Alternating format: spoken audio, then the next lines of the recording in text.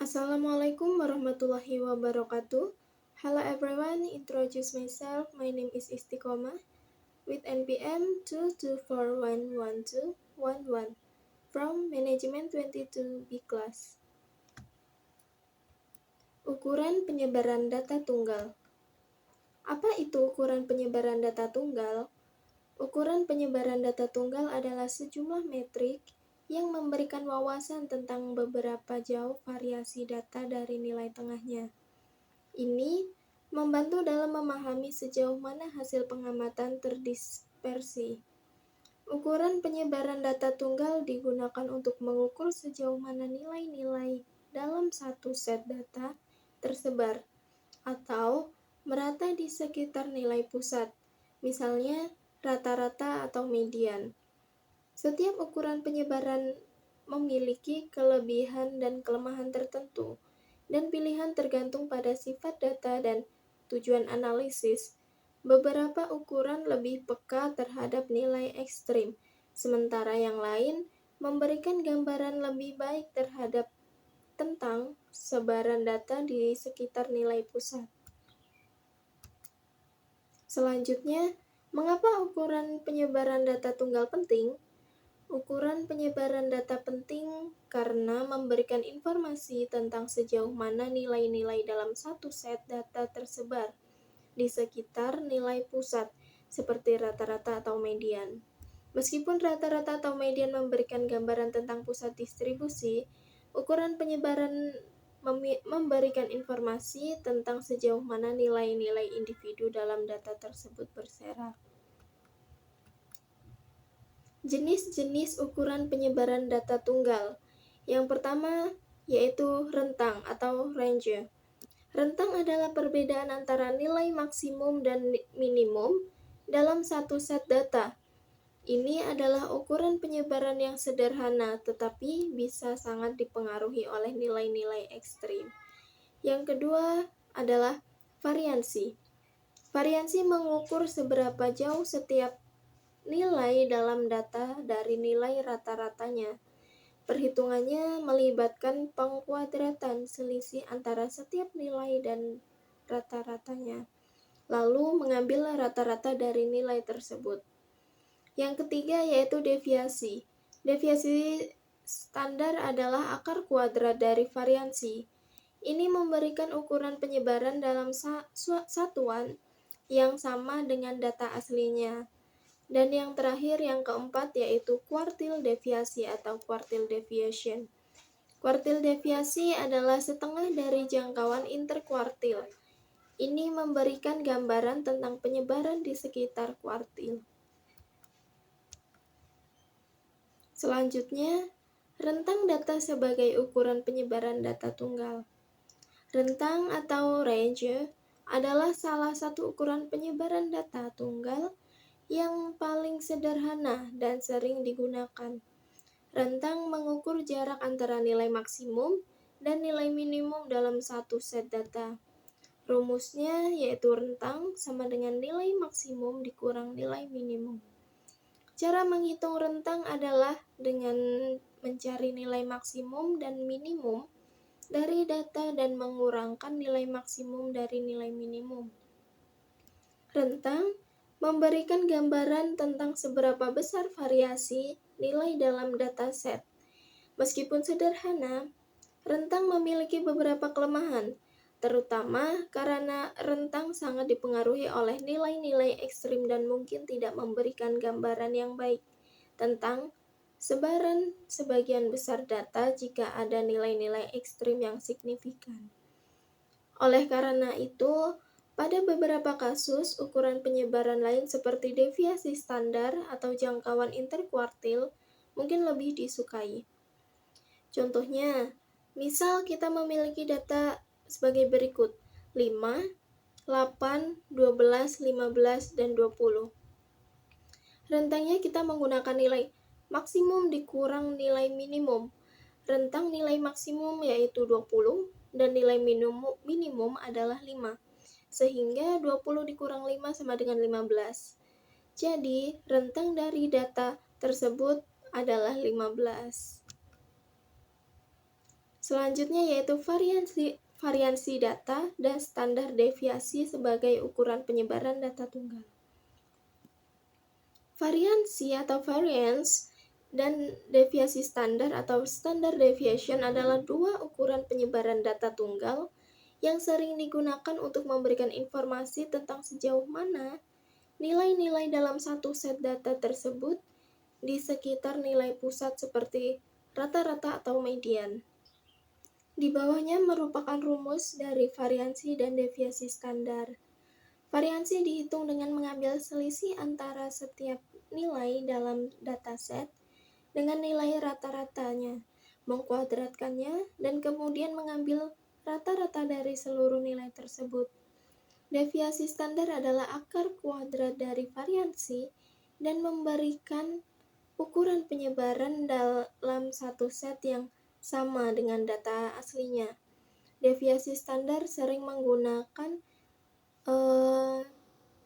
digunakan karena memiliki sifat yang lebih intuitif dan mudah diinterpretasikan dibandingkan dengan variansi. Karena deviasi standar memiliki satuan yang sama dengan data aslinya. Cara menghitung kuartil deviasi.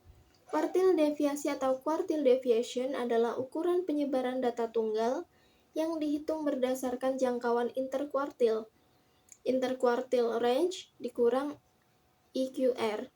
EQR adalah perbedaan antara kuartil ketiga dan kuartil pertama. Kuartil deviasi diperoleh dengan membagi EQR oleh 2. Rumus untuk kuartil deviasi adalah EQR per 2, di mana Q1 adalah kuartil pertama, Q3 adalah kuartil ketiga. EQR adalah jangkauan interkuartil, yang dimana Q3 dikurang Q1.